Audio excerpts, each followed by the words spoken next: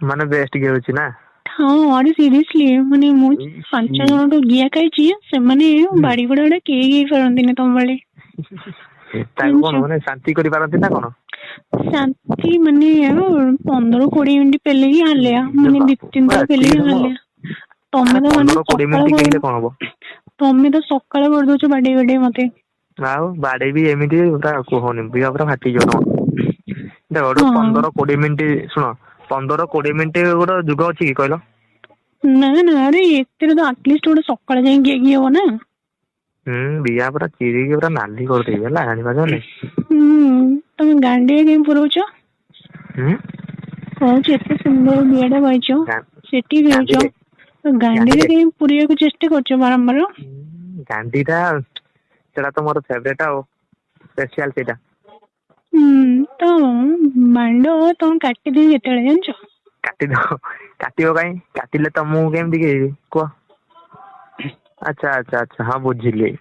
ମୁଁ ମାଣ୍ଡ କାଟିଦେଲେ ତମେ ଅଲଗା ଟଙ୍କା କଣ୍ଟାରୁ ଗିଆ ଖାଇବ ନାଇଁ। ଆରେ ନା କଣ? ମୁଁ ବୟସ ହେଲାଣି ଆଉ କାହାଠୁ ଗିଆ ଖାଇବି, ସମସ୍ତଙ୍କୁ ତ ଦେଖି ତମେ ସମୁଦି ବୋଲି ତମକୁ ଗିଆ ଖାଉଛି ନା ଆଉ। ସେଇ କଣ ସମୁଦୁଳି ଭଲ ବୟସ, ଲାଗୁଛି ମୋ ଗିଆ ଟା। ଆରେ ସମୁଦି ତୁମେ ବୁଝିପାରିବନି ବହୁତ ବଢିଆ ଲାଗୁଛି। ମଜା ଲାଗୁଛି ବହୁତ ନାଇଁ।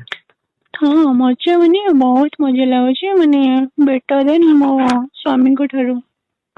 ତମ ସ୍ଵାମୀ ତ କେତେ ବୟସ କହିଲ? ମତେ ତ ମାନେ ଏମିତି ନର୍ମାଲ 2 ବର୍ଷ 3 ବର୍ଷ ମୋଠୁ ବଡ ସେ ନା। ହଁ ୟାଙ୍କ କଥା କୁହନି, ଇଏ ବାଣ୍ଡ ଗେଇ ପାରୁନାହାନ୍ତି ତାଙ୍କ ମତେ କଥା ଛାଡ, ଆମେ ଆମ କଥାକୁ ଆସ ହେଲା। ଛାଡ ତା କଥା। ହଁ ଆମେ ହଉ ଗୋଟେ ମତେ ଶୁଣ କୁହ। ନେକ୍ସଟ ଟାଇମ ତମେ ଯେମିତି ଗେଇବ ମୁଁ ବିଆ ପୁରା ଧୈର୍ଯ୍ୟ କରିବାର ଅଛି ଜାଣିବି। ହଁ କି ଶାନ୍ତି ନେକ୍ସଟ ଟାଇମ ଯେମିତି ପେଲିଥିଲ ସେମିତି ପେଲିବ। ଏତେ ମନ ହଉଛି, ସେଦିନ କହିଲ କଷ୍ଟ ହଉଛି ମୁଁ ଛାଡିଦେଲି। ପୁଣି ତୁମେ କହୁଛ ସେଦିନ ପୁରା ତମେ ବଟିକା ବୋଧେ ଖାଇ ଦେଇଥିଲ 2-3ଟା ଖଣ୍ଡେ, ମାନେ ଗେଉଛ ମୋ ହଁ ବିଏ ବଟିକା ପୁରା ଖାଇଥିଲି ପୋଡା। ଯେ କେମିତି ଜାଣିଲ ଯେ? ଆରେ ବାହାରୁନି ତମ ମାଣ୍ଡରୁ ନା ରସ ପୁରା। ତମେ ସକାଳେ କରିଦେଲ ମତେ ଜାଣିଛ ନା, ମାନେ କେତେଟା ବେଳୁ ତମେ ରାତି 11ଟାରୁ ଗେଇଛ, ମାନେ ସକାଳ 7ଟା କରିଦେଇଛ ଗେଇକି। ମାନେ ଭାବ ତମେ ମାନେ 11ଟାରୁ ଯଦି ସକାଳ 7ଟା ପର୍ଯ୍ୟନ୍ତ ଗେଇବି, ମାନେ ତମ ଦୁଃଖର ଅବସ୍ଥା କଣ ହବ ଭାବ। ସେଇ କଥା ବା, ଆରେ ହଁ ବଟିକା କଣ ଖାଉନାହାନ୍ତି ଖାଉଛନ୍ତି, କିନ୍ତୁ ଏତେ ସମୟ ତମ ଭଳି କାହାର ମାନେ ଷ୍ଟାମିନା ନାହିଁ। ଷ୍ଟାମିନା ନାହିଁ ନା। ଛାଡ ଆରେ ମୋ ମତେ କହୁ ସ୍ଵାମୀ କଣ ଖାଆନ୍ତିନି କି ଗିଅନ୍ତିନି ତମ ହୁଁ ଭଳିଆ ନାଇଁ। ମାନେ ସେ ନର୍ମାଲ ନା। ହଁ ବହୁତ ନର୍ମାଲ। ହଉ ମତେ ଗୋଟେ କଥା କୁହ, କେତେ ବିଆରେ କଣ ବାଳ ସତରେ ମାନେ କାଟି ଦେଇଛ ନା ରଖିଛ?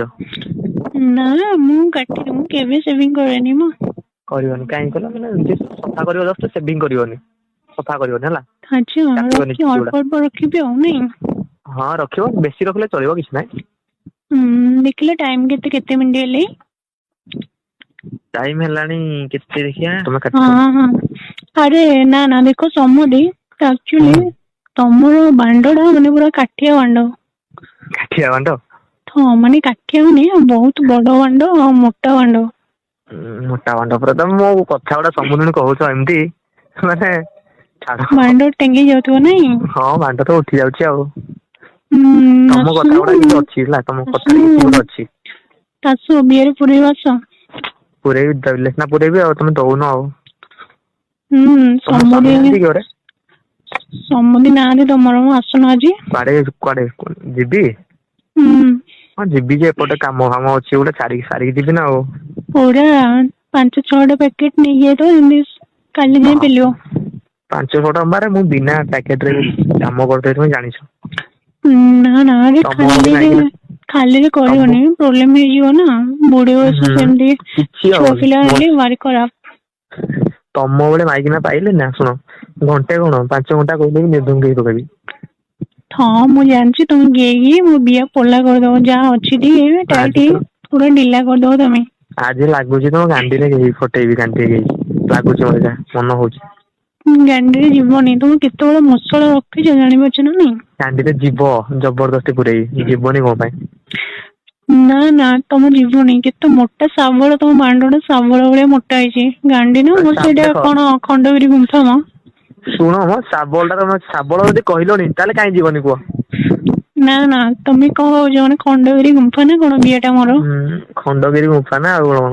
ସମୁଦ୍ର ସେଇଟା ସରି ତାଙ୍କର। ବିୟା ନୁହଁ ଗାଣ୍ଡି, ଗାଣ୍ଡିଟା ଗାଣ୍ଡି ହଁ ବିୟା କହିଦେଉଛ ଯେ। ସେଠି ଯିବନି। ଦେଖ ସମୁଦି ତମେ ସେ କାମ କରିବ ତ ମୁଁ ବକିବି, ତମକୁ ମାର୍ଗେ ଛୁଡକୁ ହୁଁ, ବକିବି। ହୁଁ।